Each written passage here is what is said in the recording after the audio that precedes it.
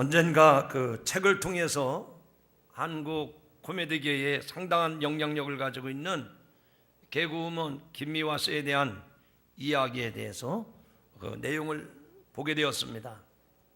김미화 씨는 개그계에서 최고의 맘짱으로 불린다고 합니다. 이 맘짱이라고 하는 별칭에 어울리게 그 내용도 감동적이었습니다. 그 내용 중에 깊은 깨달음을 준 내용이 있어서 오늘 이 아침에 여러분에게 소개하고자 합니다. 그녀는 자신이 죽은 뒤에 자신의 묘 앞에 세워놓는 비석에다가 묘비를 세우는데 그 묘비명을 직접 밝혔어요. 혹시 여러분 중에 나 죽거들랑 내 묘비에다가 이런 글을 써라, 혹시 그렇게 말씀해 놓으신 분들 계십니까?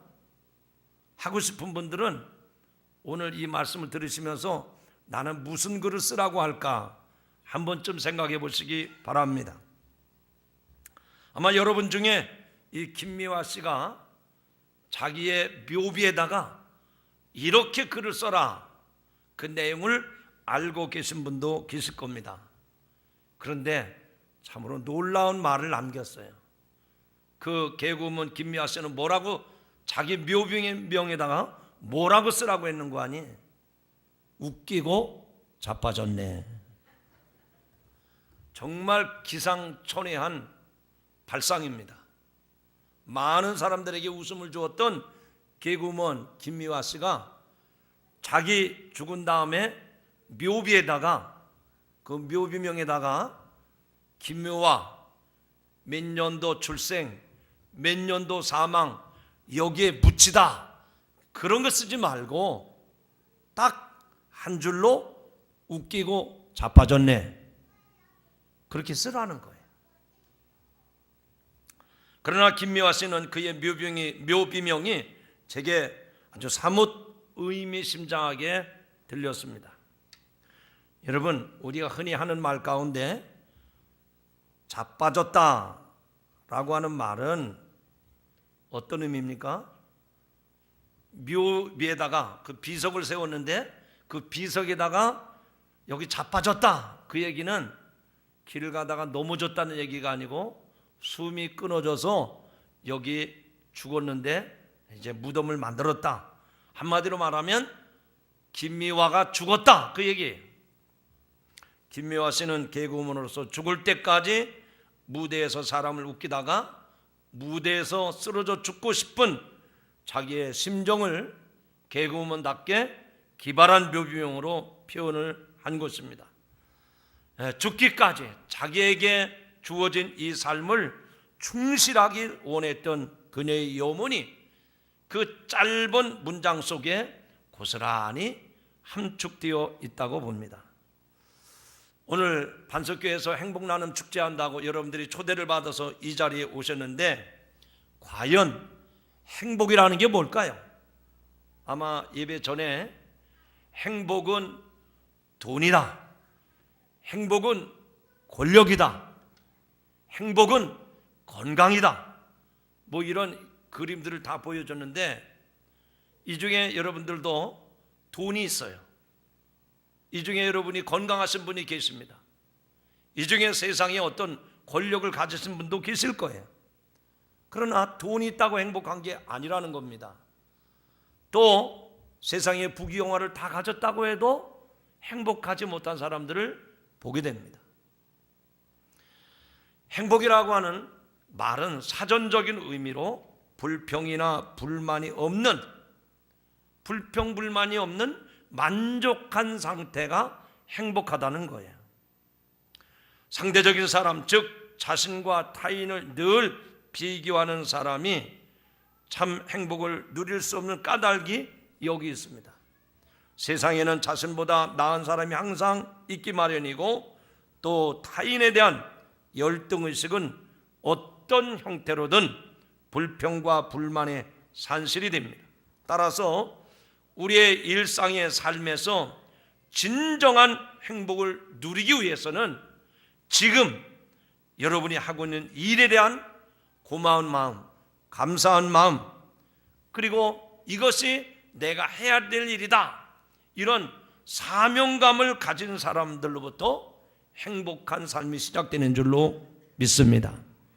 똑같은 일을 해도 그저 목구멍에 불칠하기 위해서, 단순히 먹고 사는 일을 위해서 어쩔 수 없이 내가 직장 다니고 내가 사업을 하고 내가 장사를 한다, 그런 사람은 하루하루가 괴로운 거예요. 행복하지 않다는 얘기입니다. 오늘 설교하고 있는 저는 참 생명과 진리를 전하는 목사의 길을 전직으로 여기고 있습니다.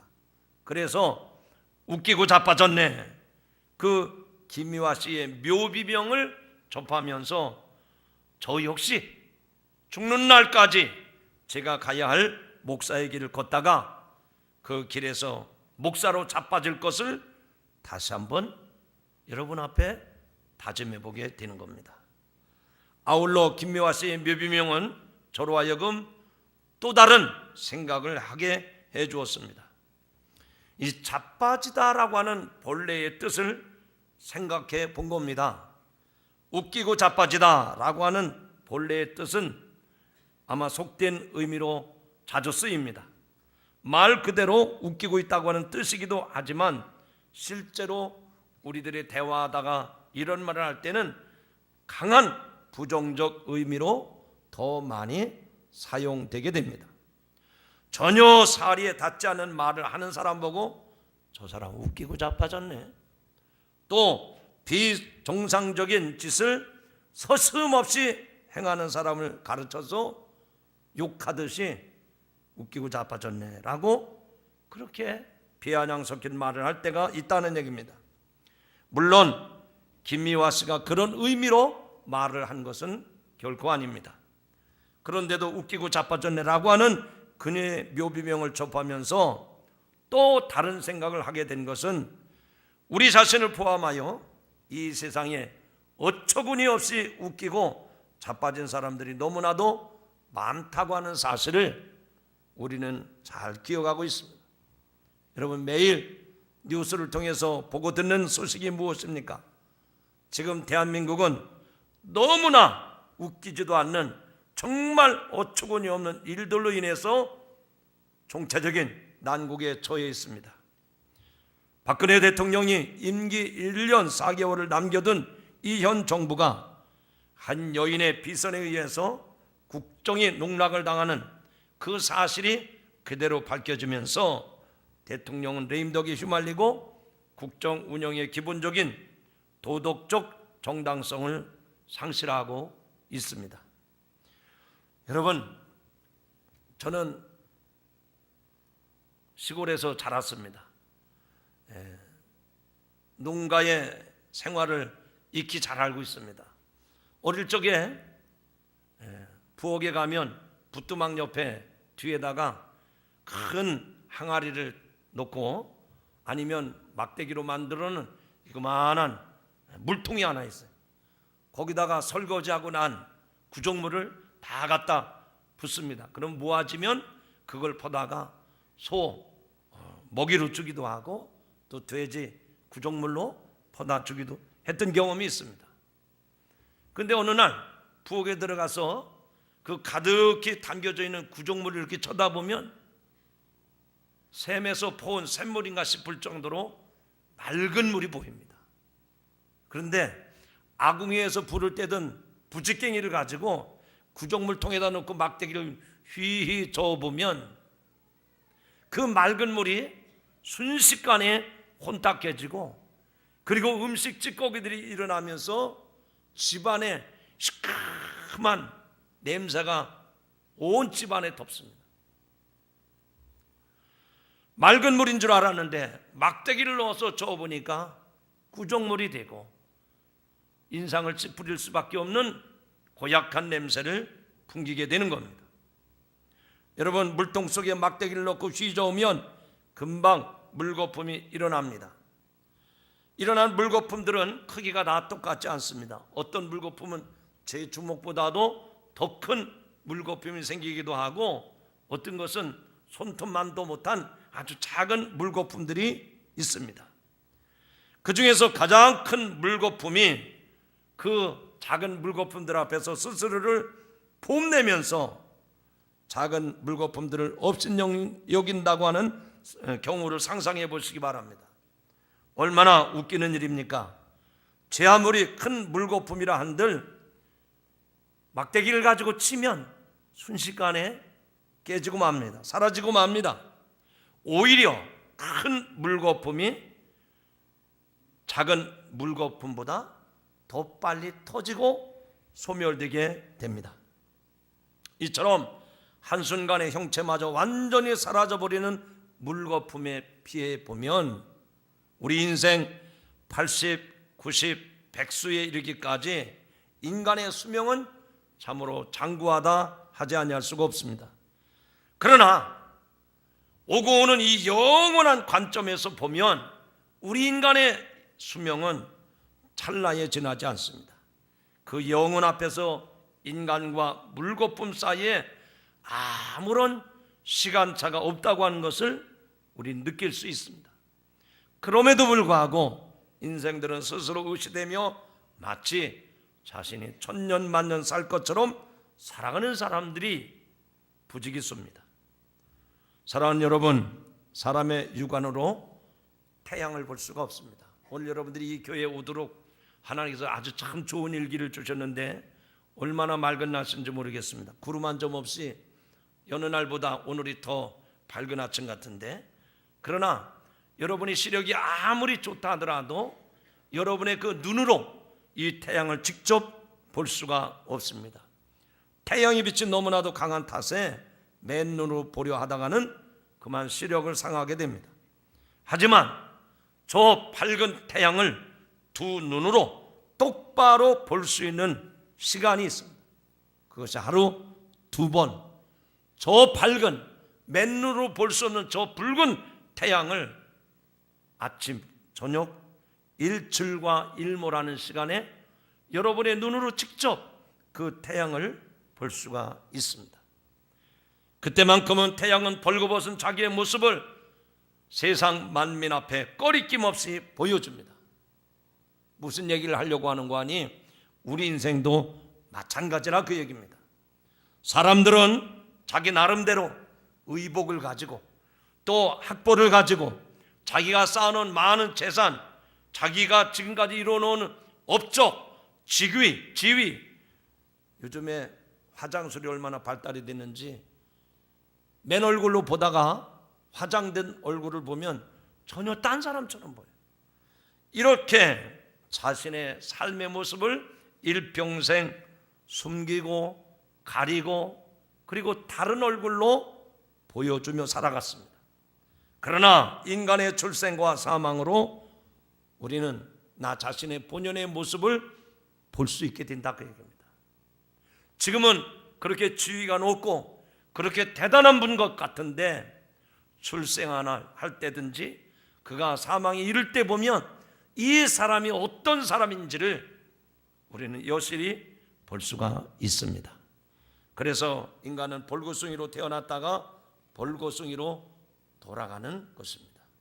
이것이 우리의 인생입니다. 이런 의미에서 이 세상에 있는 모든 사람들은 너나 할 것 없이 다 동일합니다. 우리가 현재 육체를 지닌 채 이 땅에서 사는 기간은 결코 영원하지도 않습니다. 길어야 100년입니다. 그 100년이라고 하는 기간은 언제나 끝이 나게 되어 있단 말이죠. 세상에 시작이 있으면 끝이 있습니다. 그날이 언제일지 우리는 아무도 알지 못합니다. 그러나 그날은 반드시 올 것입니다. 그리고 그날에 우리 인생을 피해갈 사람은 아무도 없습니다. 이 사실을 여러분들이 통감한다면 생명을 창조하신 우리에게 인생을 허락하신 이 하나님의 구원 초청에 진지한 응답이 있어야 될 줄로 믿습니다. 구약 성경에 보면 전도서 3장 11절에 이런 말씀이 있습니다.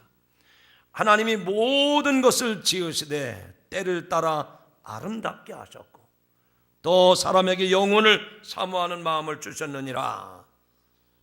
성경 말씀 제가 오늘 많이 쓰지 않는데 이 말씀만큼은 한번 크게 따라해 보시죠.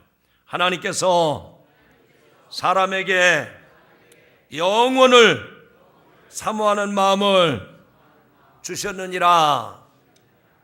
우리 인생이 7, 80, 기름이 100년인데 아니 100년 말고 200년 말고 1000년 우리는 영원히 살고 싶은 마음이 있단 말이죠. 하나님께서 우리 인간들에게 영원을 사모하는 마음을 주셨다 그랬습니다. 그런데 이어지는 말씀에 보면 이런 말씀이 나와요. 그러나 하나님께서 하시는 일의 시종을, 하나님께서 하시는 일의 시작과 끝을 사람으로서는 측량할 수 없게 하셨도다. 하나님이 하시는 일을 여기에 계신 저와 여러분 누구도 헤아릴 수 없다는 얘기예요. 좀 쉽게 표현해서 말씀을 드리면 어젯밤에 집에서 편히 잠을 잘 자고 아침에 출근하겠다고 출근한 남편이 곱게 옷을 입고 머리 손질하고 출근하던 남편이 사고로 죽었다고 하는 소식이 들릴 때가 있단 말이죠. 우리의 생명을 누구도 보장할 수 없고 장담할 수가 없는 거예요. 왜 그런 거 아니? 하나님께서 하시는 일이기 때문에 그 시종을 누구도 헤아릴 수 없다라고 말씀을 합니다. 그러므로 사람에게는 채워질 수 없는 마음의 빈 공간이 있는데 그런 빈 공간이 있기 때문에 많은 것을 갖춘 사람도 만족하지 못하는 법입니다. 그것은 지금 내가 가진 것, 지금 내가 하는 것이 보다 더 높고 큰 것을 향한 아쉬움이 항상 있기 때문입니다.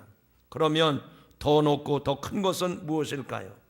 과연 내 인생에 있어서 영원한 것, 과연 내 인생에 있어서 더 크고 더 높고 더 위대한 것이 무엇일까요? 그것은 바로 영원을 사모하는 마음인 줄로 믿으시기 바랍니다. 인간이 아무리 좋은 것을 본다 할지라도 만족할 수는 없습니다.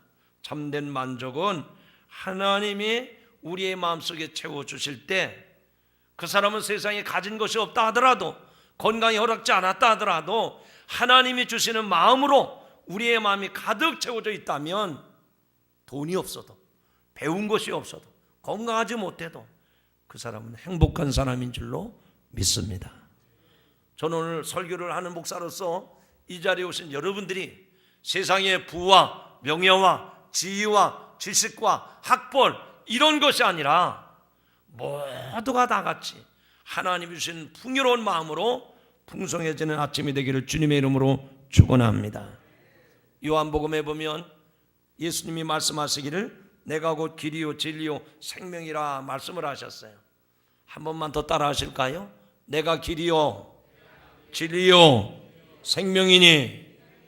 그 이어진 말씀에 보면 내가 곧 길이요 진리요 생명이니 나로 말미암지 않고는 아버지께로 올 자가 없느니라 그랬어요. 하나님을 알지 못하는 사람들은 자기 인생 경험이 구원에 이르는 길이라고 얘기합니다. 어떤 철학이 구원에 이를 듯 말해요. 자기는 얼마든지 돈이 많기 때문에, 자기는 세상에 권력을 쥐고 있기 때문에 나는 구원에 이를 수 있다고 장담하는 사람들이 많습니다. 그러나 성경의 단언에서 말씀하기를 내가 곧 길이요 진리요 생명이니 나로 말미암지 않고는 아버지께로 올 자가 없다라고 말씀을 합니다. 예수님이 길이시기 때문에 길이라고 하는 말은 한문으로 도입니다. 도, 바른 길을 말하는 거예요. 예수님이 우리의 인생에 바른 길임을 믿으시기 바랍니다. 지금 세상에 많은 사람들이 물질적인 풍요를 누리고 또 우리의 미래 세대를 다 보장하고 살아가면서도 불구하고 자유롭지 못해요. 늘 가난한 사람처럼 뭔가 목말라고 있는 것이 사실입니다.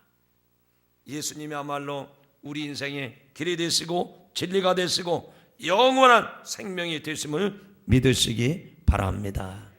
오늘 이 아침에 반석교회 성도들이 여러분을 초청을 해서 이 교회까지 오셨는데 어떤 분은 그분이 차를 태워줘서 오신 분도 계실 테고 어떤 분은 전철을 타고 오신 분도 계실 테고, 어떤 분은 미국에서 비행기를 타고 오신 분도 계세요.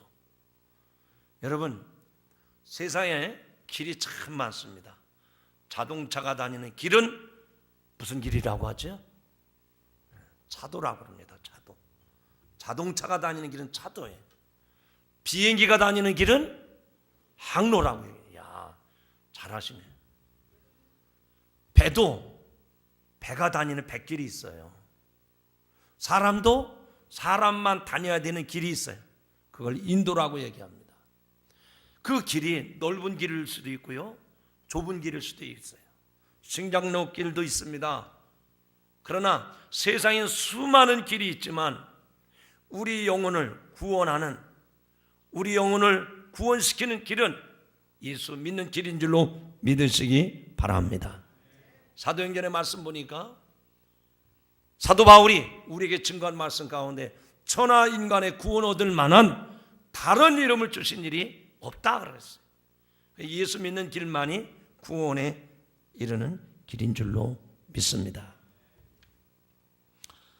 프랑스의 위대한 수학자요, 물리학자요, 철학자였던 파스칼이라고 하는 사람은 그의 나이 31살 되던 해에 끔찍한 마차 사고로 941세 목숨을 건졌습니다.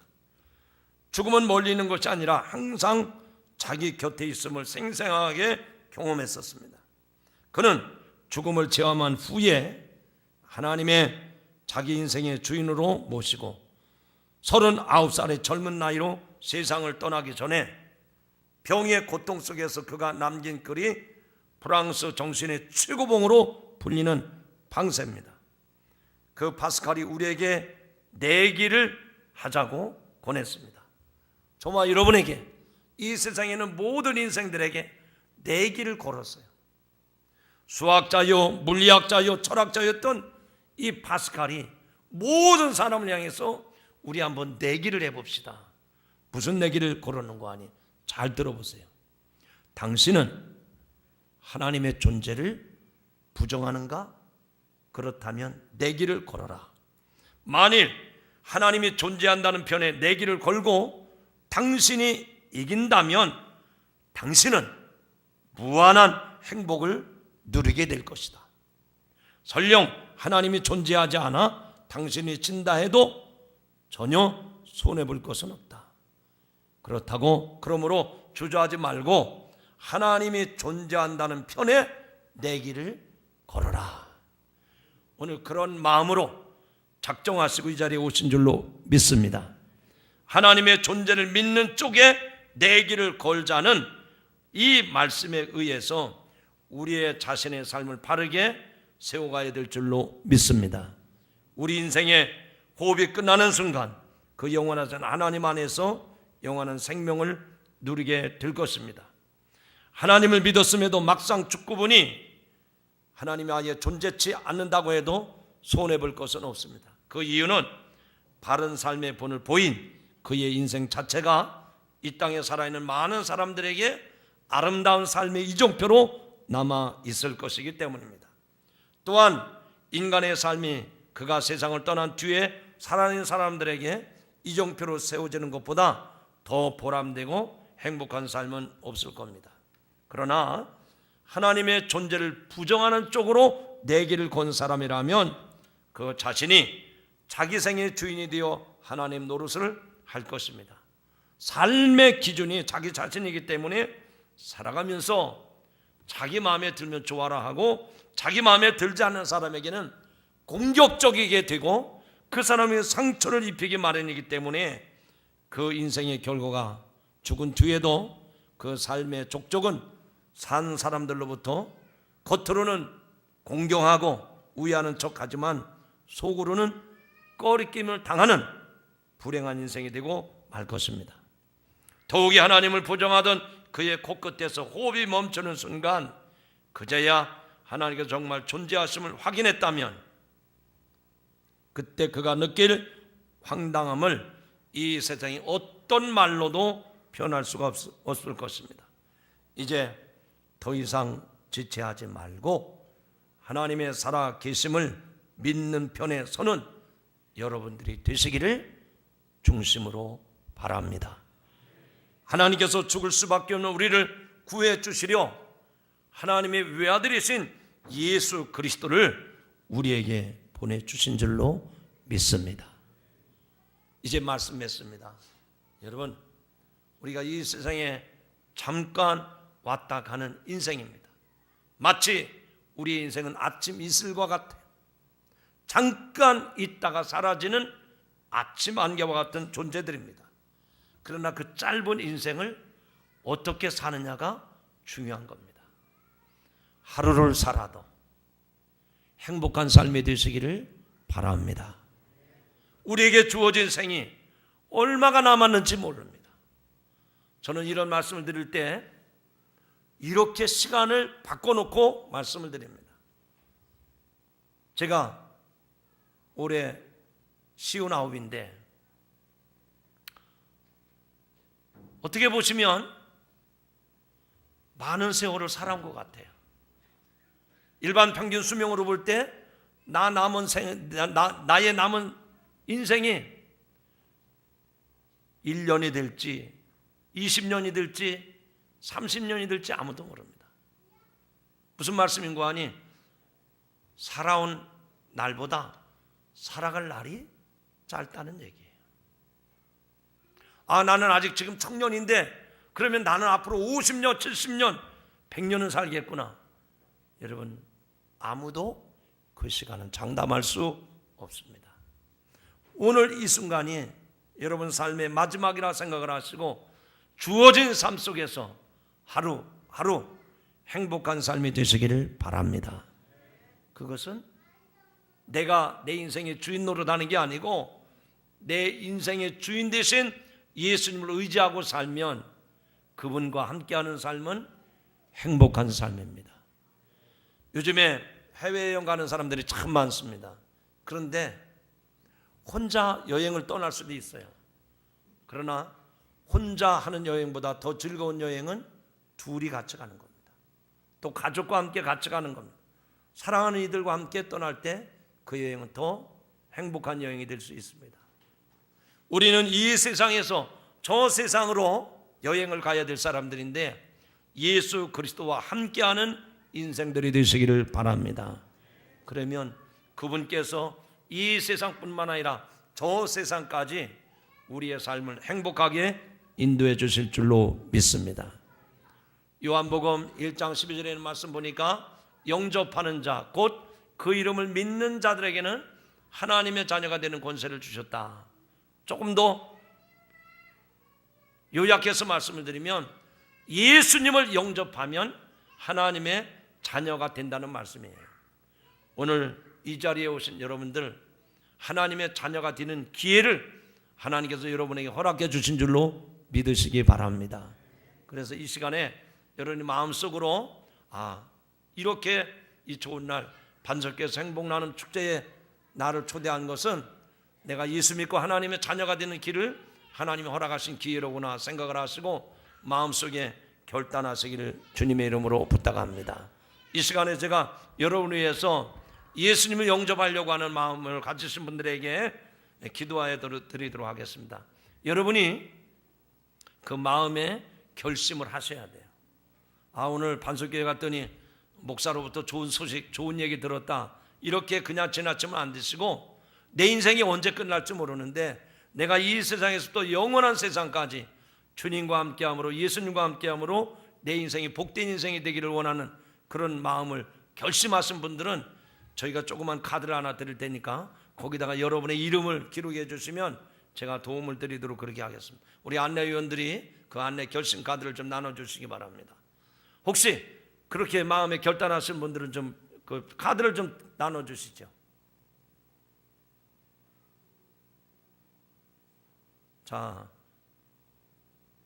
지금 쓰라고 그러니까 서로 얼굴을 쳐다보고 좀 불편한 것 같아요. 그렇게 하지 마시고 됐어요. 권사님들 내버려두세요.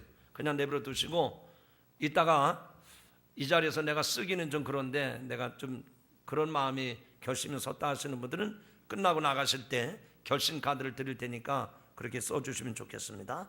자, 우리 한번 기도하겠습니다. 제가 드리는 성경 말씀을 잘 들어보시기 바랍니다. 내가 만일 내 입으로 예수를 주로 시인하며 또 하나님께서 그를 죽은 자 가운데서 살리신 것을 내 마음에 믿으면 구원을 받으리라.